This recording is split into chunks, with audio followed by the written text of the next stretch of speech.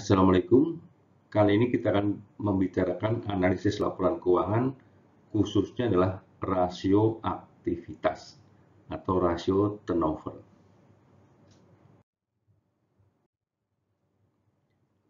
Rasio aktivitas pada dasarnya akan mengukur produktivitas.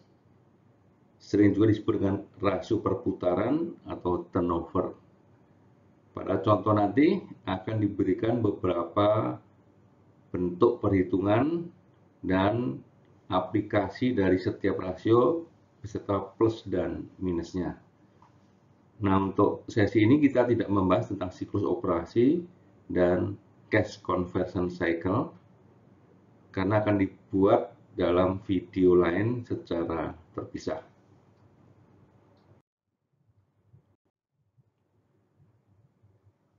Seperti disebut tadi, sering juga rasio ini dikatakan turnover atau perputaran, seberapa aktif, seberapa sering dia itu berputar. Istilah yang baru kadang-kadang menyebut dengan velocity. Dan sekali lagi kita akan bicara tentang produktivitas dari sisi keuangan. Untuk objeknya yang paling banyak diukur adalah aset. Untuk cakupan aset bisa seluruh aset seperti perputaran total aset atau total aset turnover, atau sebagian seperti perputaran persediaan. Ada satu juga pengecualian di sini bahwa kita juga mengukur payable turnover yang merupakan bagian dari hutang lancar. Prinsip produktivitas.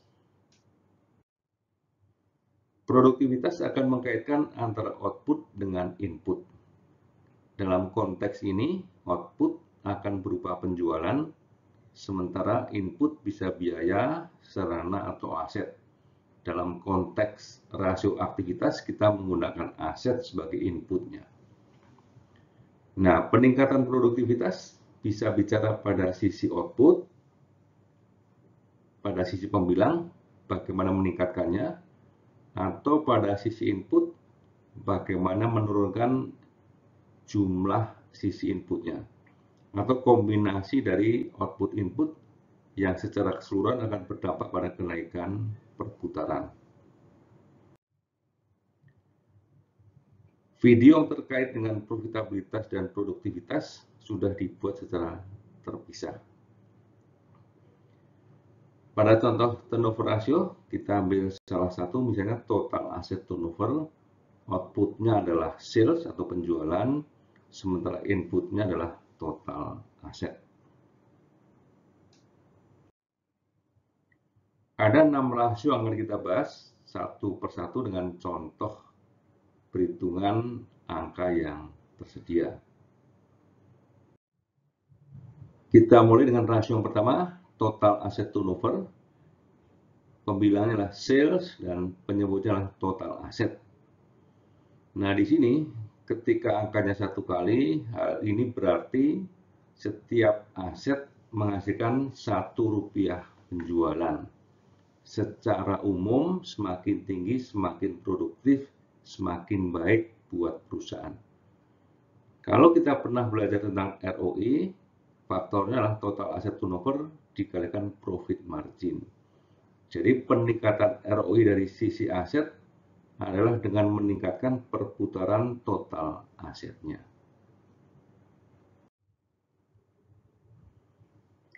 Pada dasarnya setiap industri mempunyai sifat yang berbeda. Ada yang kapital intensif seperti infrastruktur yang berdampak pada perputaran total aset turnover yang lebih rendah dibandingkan industri yang lain. Dengan mempelajari turnover ratio total aset ini, kita bisa mereplikasi maknanya ke seluruh rasio. Jadi, kurang lebih semakin tinggi akan semakin baik bagi perusahaan. Rasio yang kedua adalah receivable turnover atau perputaran piutang usaha. Sales dibagi dengan account receivable. Rasio ini cocok bagi perusahaan yang penjualannya dominan dalam bentuk kredit. di mana penjualan kredit akan menimbulkan account receivable. Pada umumnya, jika tidak ada keterangan yang lain, analis biasanya akan berasumsi bahwa penjualan dilakukan secara kredit. Tetapi, jika ada keterangan khusus, maka kita bisa menggunakan keterangan khusus tersebut. Secara umum, semakin tinggi akan semakin baik buat perusahaan. Nah, perputaran piutang ini perlu dicek juga terhadap kebijakan kredit perusahaan. Apakah berbeda terlalu jauh atau tidak? Ini terkait dengan umur piutang. Jadi kalau umur piutang kebijakannya 30 hari, ternyata realisasinya adalah 60 hari, berarti perputarannya dari 12 kali yang seharusnya menjadi 6 kali. Inilah tanda ada penurunan kualitas kredit.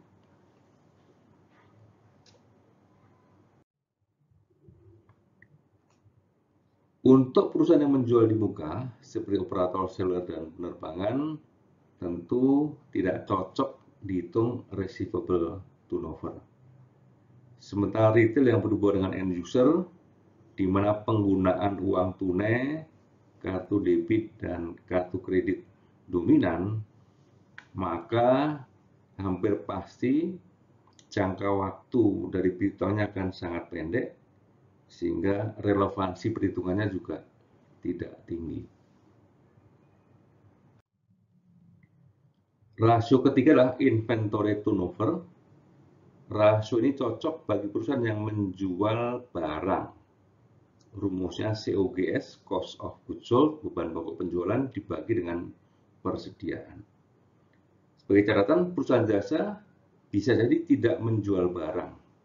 Sehingga kalaupun dihitung, maka unsur persediaan itu hanya berfungsi sebagai penunjang, jadi tidak dominan. Yang kedua, di perusahaan jasa kadang-kadang tidak ada COGS, tapi jika dipaksa untuk dihitung, maka COGS bisa diganti dengan penjualan. Itu sebagai alternatif. Secara umum, semakin tinggi akan semakin baik bagi perusahaan. Pada industri tertentu seperti rokok, persediaan nilainya bisa tinggi sekali. Jadi kalau dihitung perputarannya mungkin akan terlihat rendah. Kemudian catatan yang kedua, jika memang elemen persediaan sangat kecil atau tidak dominan, maka inventory turnover ini memang tidak harus dihitung. Jika kita dipaksa untuk menghitung, bisa jadi nilainya akan tinggi sekali, tapi tidak mempunyai makna yang berarti, karena perusahaan tersebut memang tidak menjual persediaannya. Rasio yang keempat adalah payable turnover. Rasio ini cocok bagi perusahaan yang pembeliannya secara kredit cukup banyak atau cukup dominan. COGS dibagi dengan account payable. Pada dasarnya COGS bisa diganti dengan pembelian, karena memang account payable muncul dari pembelian. Cuma karena alasan yang lebih mudah mencari COGS, maka seringkali data COGS digunakan sebagai pembilang. Khusus untuk rasio ini, secara umum semakin rendah akan dinilai semakin baik.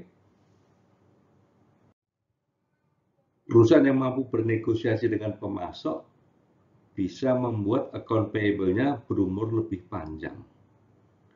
Maka dampaknya adalah perputaran dari utang usaha akan lebih kecil. Tapi ini seringkali dianggap sebagai bagian yang positif karena kemampuan kita untuk memperoleh pembiayaan modal kerja secara gratis. Yang kelima adalah net working capital turnover. Sebagai catatan, net working capital adalah selisih antara aset lancar dengan utang lancar. Nah, karena ini selisih, maka bisa positif, bisa negatif. Tentunya rasio ini akan bermakna kalau net working capitalnya positif. Jadi sebenarnya ada asumsi bahwa perusahaan ini menjual barang atau goods dan bukan jasa. Menjualnya secara kredit dan membelinya secara kredit. Sehingga dengan menjual secara kredit muncul piutang usaha, dengan membeli secara kredit muncul utang usaha. Net working capital negatif bisa diartikan dengan dua cara. Dari sisi positif, berarti kemampuan perusahaan untuk memperoleh kepercayaan yang besar dari pemasok. Tapi dari sisi yang negatif, bisa jadi ketidakmampuan membayar pemasok. Nah, ini harus kita cek dari model bisnisnya. Apakah selama bertahun-tahun mereka hidup dengan net working capital negatif atau tidak? Karena pada perusahaan tertentu, mereka biasa hidup dengan net working capital negatif dan tetap survive karena model bisnisnya memungkinkan.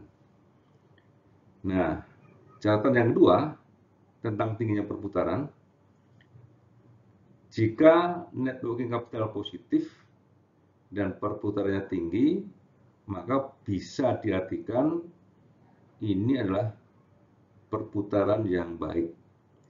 Tapi jika terlalu tinggi, berarti net working capital terlalu kecil.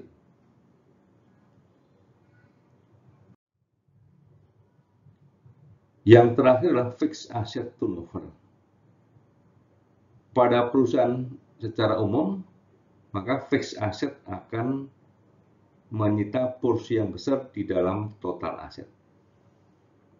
Secara umum, semakin tinggi perputarannya akan semakin baik bagi perusahaan. Cocok untuk perusahaan yang berbisnis secara klasik ya. Maksudnya adalah perusahaan yang menggunakan fixed asset sebagai sarana utama dalam berbisnis. Jadi tentunya ada pengecualian seperti lembaga keuangan. Mereka akan lebih banyak aset keuangan. Jadi kalau kita hitung perputaran fixed asetnya akan tinggi sekali, tapi tidak terlalu bermakna karena memang bisnisnya tidak menggunakan fixed asset secara dominan. Yang kedua, perusahaan yang berbasis pengetahuan lebih banyak berinvestasi pada intangible asset. Jadi fixed assetnya mungkin tidak akan cukup dominan. Ada beberapa catatan. Perusahaan yang berbasis infrastruktur akan banyak berinvestasi pada sisi awalnya, misalnya membangun jalan tol, pada awalnya akan keluar nilai investasi yang besar. Setelah itu mungkin investasinya tidak akan sebesar yang bagian awalnya. Ini untuk aset-aset yang berumur panjang, tetapi untuk yang aset yang fragmented akan membuat fixed asset turnover akan lebih merata. Misalnya, perusahaan yang berbisnis taksi bisa membeli taksi dalam jumlah yang sama setiap tahun, sehingga sangat berbeda dengan perusahaan infrastruktur tadi. Demikian pembahasan tentang 6 rasio perputaran. Kita lihat sekarang tips and tricks. Jadi yang paling aplikatif adalah total asset turnover. Apapun industrinya, apapun situasinya, maka rasio ini bisa kita pakai. Khusus perusahaan dagang dan manufaktur, maka rasio yang umum digunakan adalah receivable, inventory, dan payable turnover.